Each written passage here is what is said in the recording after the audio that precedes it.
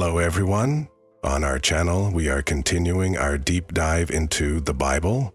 Today we will be exploring the topic of prophets further. This is our second video on this subject, and if you haven't seen the first one yet, I highly recommend checking it out. In the first video, we examined the prophetic groups from the time of Samuel.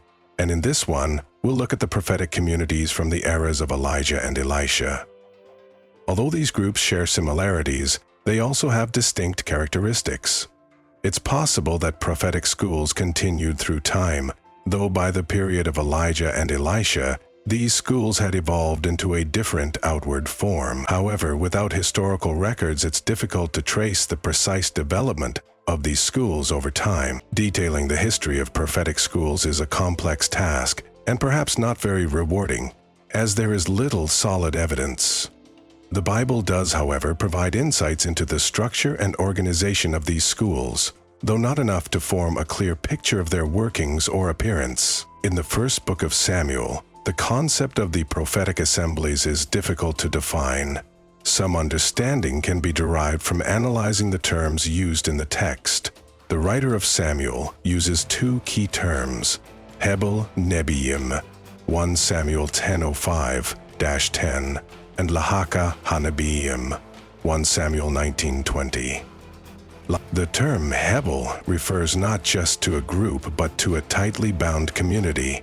The root word implies strong ties, similar to how we use phrases like family ties or bonds of brotherhood today.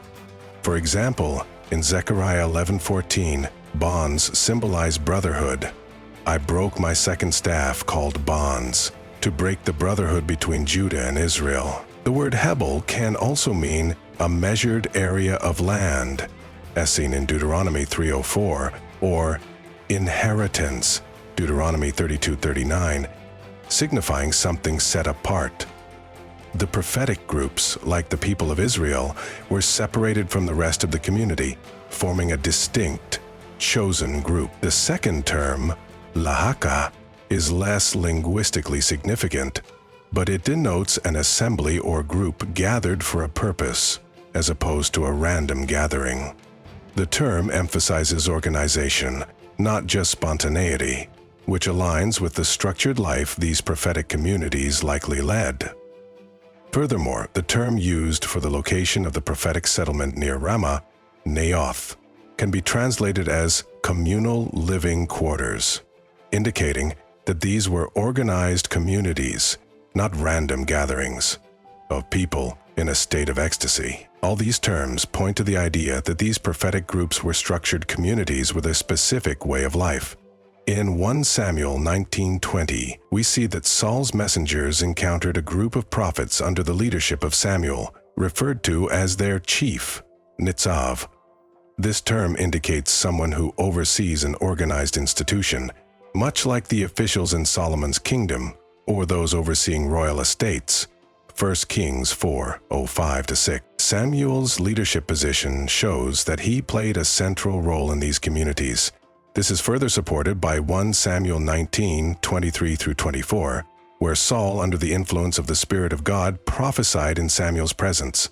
All these references suggest that these groups were not just unorganized masses of people experiencing prophetic ecstasy, but were organized schools or communities.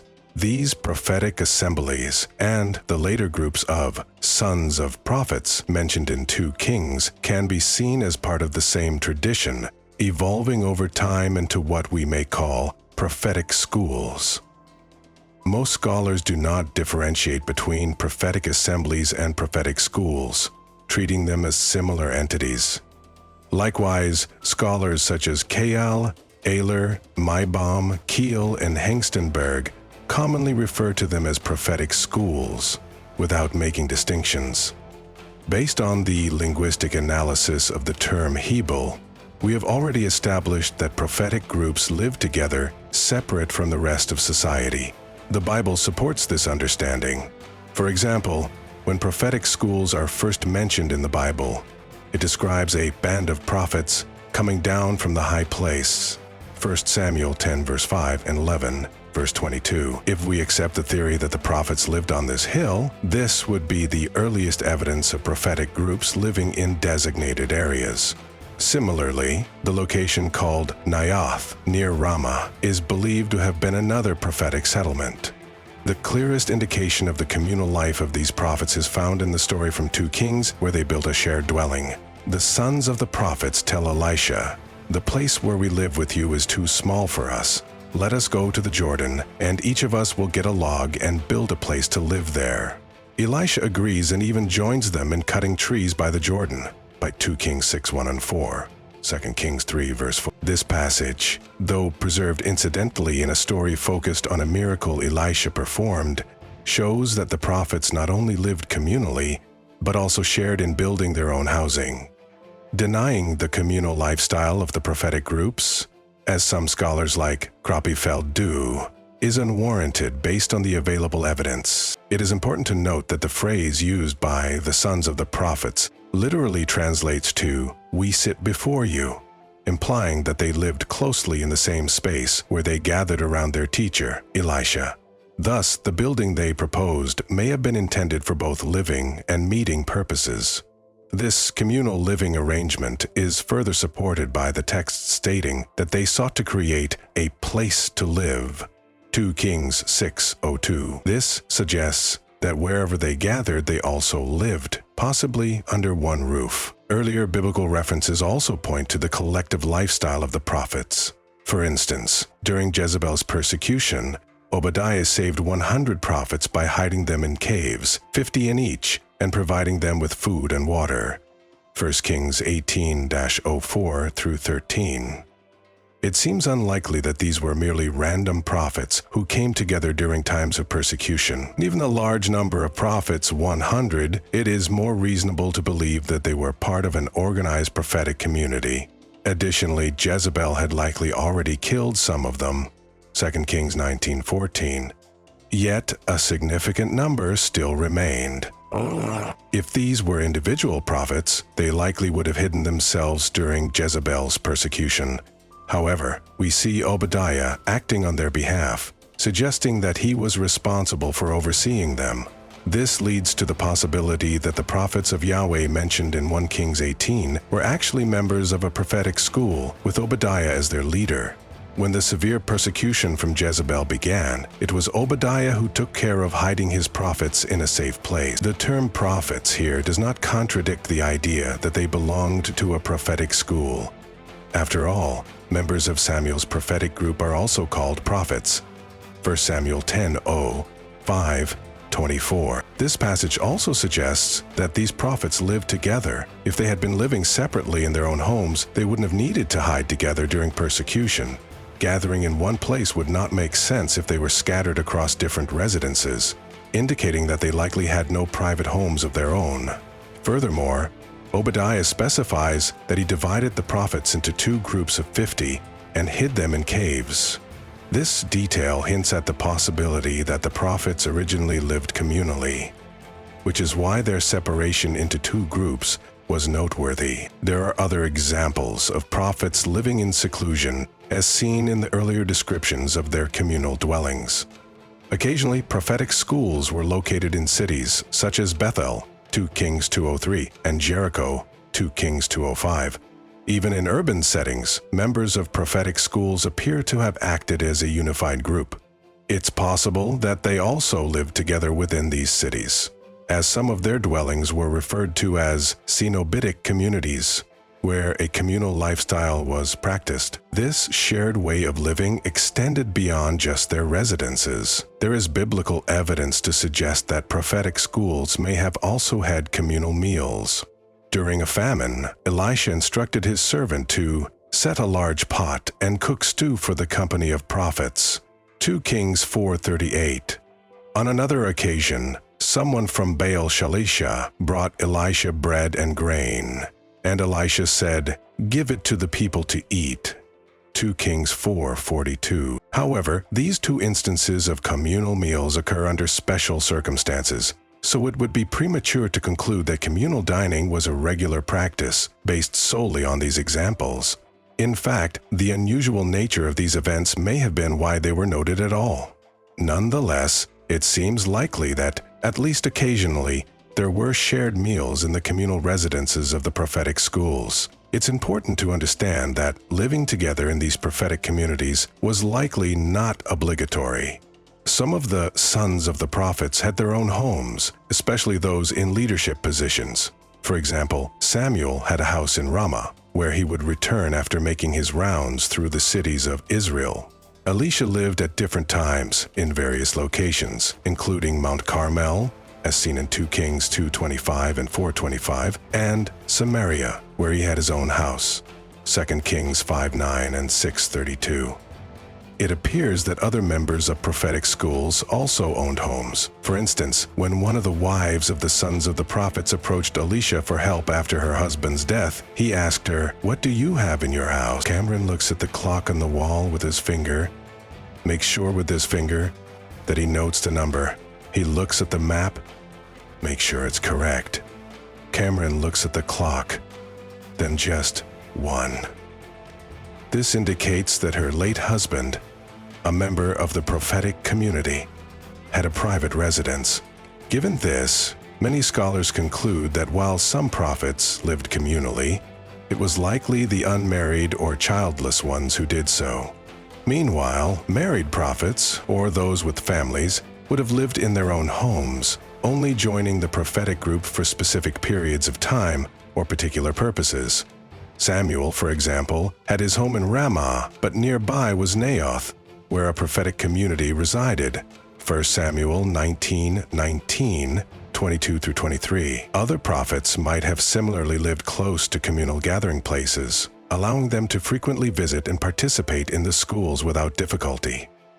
It's plausible that not all members of prophetic schools were completely detached from their family homes. Some might have spent periods of time living with relatives. The numbers in these prophetic communities were quite substantial, as seen in the biblical use of the word assembly, Kashaf 16:1, the term typically applied to the entire nation of Israel, Leviticus 4:13, Numbers 16:03, 21:30. Bundit Havra, Amos 19:33, 31:44. Amos 19:33, 21:44, Deuteronomy 19:33. Further evidence of the sizable nature of these prophetic schools comes from Obadiah's account of hiding 100 prophets, 1 Kings 18 verses 4-13. Additionally, when Elisha's servant questioned how to feed 100 people with just a small offering of bread, he revealed the significant number of prophets, 2 Kings 4 verse 42 verse 43. Similarly, Elisha had a large pot of stew prepared for the sons of the prophets, 2 Kings 4:38, implying that their community was quite large. The scale of these prophetic schools is further highlighted in the story of Elijah's ascension to heaven and the building of new living quarters. When the sons of the prophets in Jericho approached Elisha, they said, "Look, there are 50 strong men with your servants. Let them go and search for your master, Elijah." 2 Kings 2:15-17. The fact that 50 men were available for this task suggests they represented only a portion of the entire Jericho prophetic community, meaning the total number was much higher. In another instance, we read that the living quarters of the sons of the prophets had become too cramped for them, indicating the growing size of their group, 2 Kings 6:01.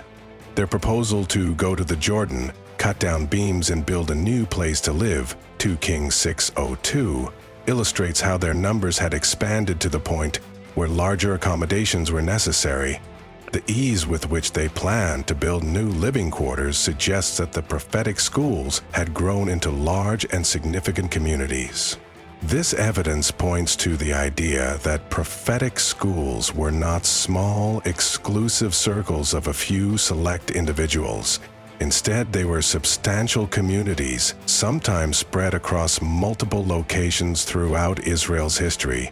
The Bible provides references to several prophetic schools, including Gibeah, 1 Samuel 10, verse 10, Naioth, near Ramah, 1 Samuel 19:18, Bethel, 2 Kings 2:3. Jericho, 2 Kings 2:05. Gilgal, 2 Kings 4 verse 38. Jordan River, 2 Kings 6:01-6, possibly relocated from Gilgal. Mount Ephraim, 2 Kings 5:22. Near Samaria, 1 Kings 18 verse 4, 13. Possibly in Aphek, 1 Kings 20:30. There may have been other prophetic schools, but the Bible offers no explicit record of their existence. The known schools are mentioned either due to a single significant event recorded in biblical history or a vague, sometimes debated reference. Despite this, each of these schools had its own life, marked by periods of persecution or active engagement, as well as times of prosperity and decline. However, the full history of each school is lost to us, and we cannot recover it. Who were the members of these prophetic schools? The sons of the prophets were not the biological children of prophets becoming members through inheritance. Prophecy in the Old Testament was not tied to social class or status. God chose his servants from various backgrounds, including priests, Jeremiah 1:01, the sons of high priests, 2 Chronicles 24:20, farmers and shepherds, such as those who once tended sycamore trees, Amos 1:01 and 2:14. Similarly, the sons of the prophets were chosen regardless of their lineage. This is supported by biblical evidence. When Saul prophesied with the prophetic assembly, people wondered, what has happened to the son of Kish? Is Saul also among the prophets? In Samuel 10 verse 11-12, someone answered, and who is their father? A response that suggests the lowly origins of the prophetic sons. Saul's family was not distinguished in any way, and the people questioned how the son of Kish could be among the prophets. The answer implied that the prophets were of common origin, so it wasn't surprising that Saul, too, was prophesying. Other biblical accounts describe the sons of the prophets as poor. For example, when the wife of a deceased prophet approached Elisha for help, he asked her, "What do you have in your house?" She replied, "Your servant has nothing there at all, except a small jar of olive oil," revealing their humble circumstances. A deceased prophetic student lived in poverty both before joining the ranks of the prophetic school and after his death, leaving behind only debts. As a result, his creditor came to take his 2 children as slaves, 2 Kings 4:01. In the context of Jewish society, the only privileged tribe was Levi. However, after the division of the kingdoms, Levites were no longer present in the northern kingdom of Israel, where the prophetic schools were located. 2 Chronicles 11:13. It appears that all prophetic students were likely Jewish. God promised to raise prophets from among the people, from their own brothers.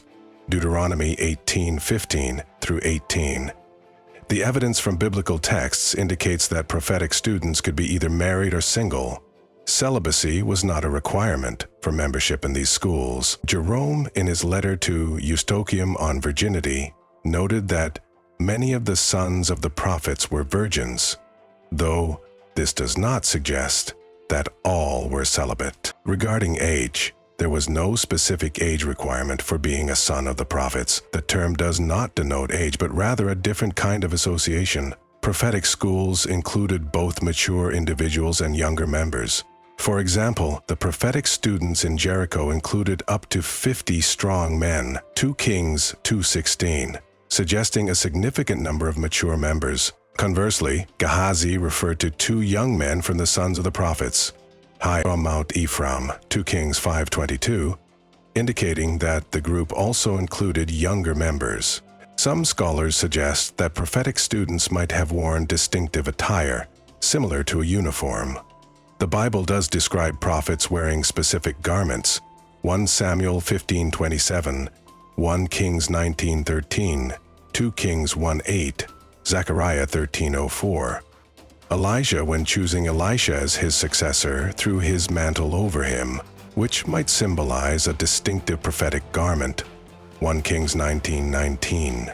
However, there is no direct biblical evidence confirming that all prophetic students had a formal uniform. One interpretation, proposed by some Jewish rabbis, suggests that when Saul prophesied, he might have worn the attire of prophetic students, as described in 1 Samuel 19:24. Some rabbis interpret this passage as indicating that Saul removed his royal robes and donned the garments of prophetic students. However, this remains speculative, and the text only states that Saul removed his upper garments without specifying if he wore prophetic attire. In conclusion, prophetic schools were diverse institutions, with members from various social backgrounds, ages, and marital statuses. While some aspects of their practices and attire remain unclear, these schools played a significant role in the spiritual life of ancient Israel. One verse might suggest that prophetic students did not have a distinctive uniform. Gehazi informed Naaman that 2 young prophetic students had arrived from Mount Ephraim, and he requested a talent of silver and 2 changes of clothes for them. 2 Kings 5:22.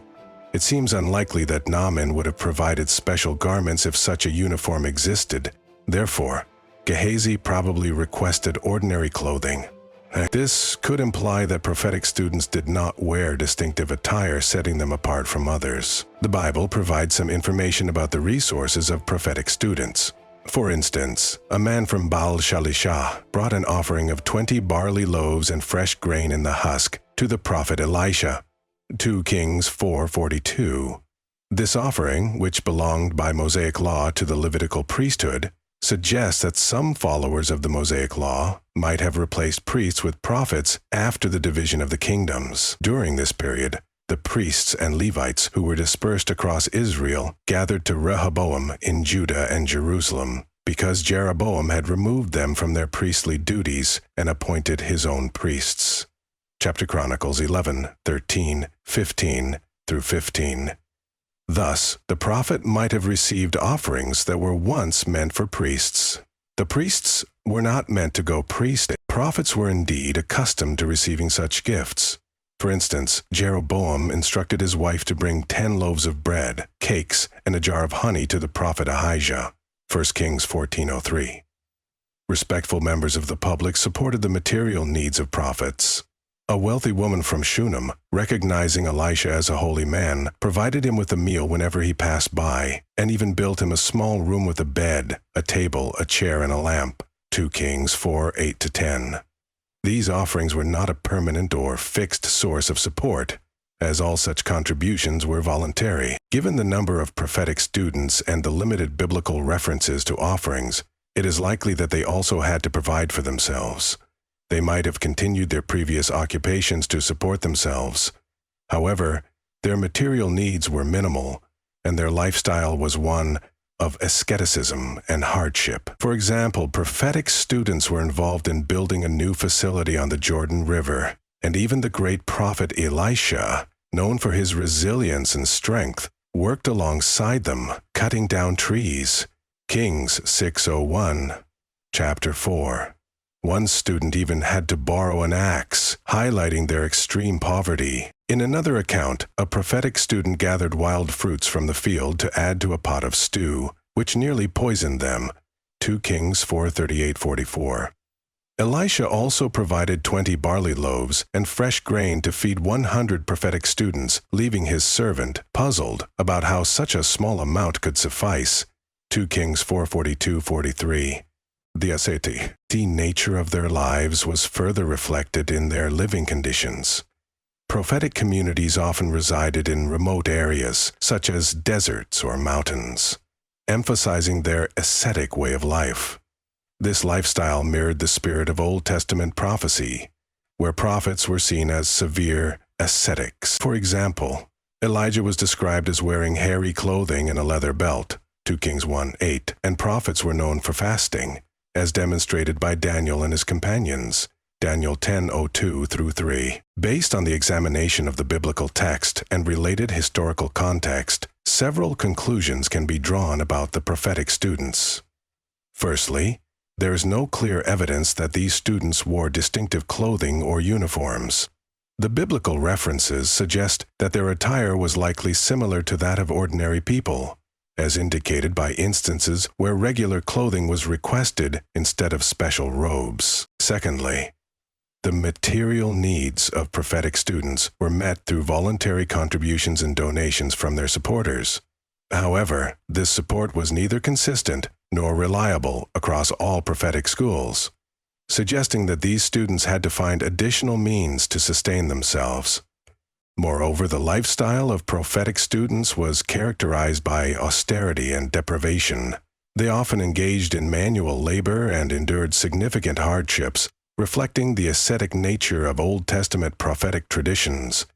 This asceticism was a key aspect of their commitment to their prophetic role, which sometimes involved living in remote or inhospitable areas. Overall, these conclusions highlight that prophetic students did not have a specific uniform, depended on irregular donations, and led an austere lifestyle consistent with the broader ideals of Old Testament prophecy. To understand how the New Testament addresses the gift of prophecy, subscribe to our channel so you don't miss our upcoming videos.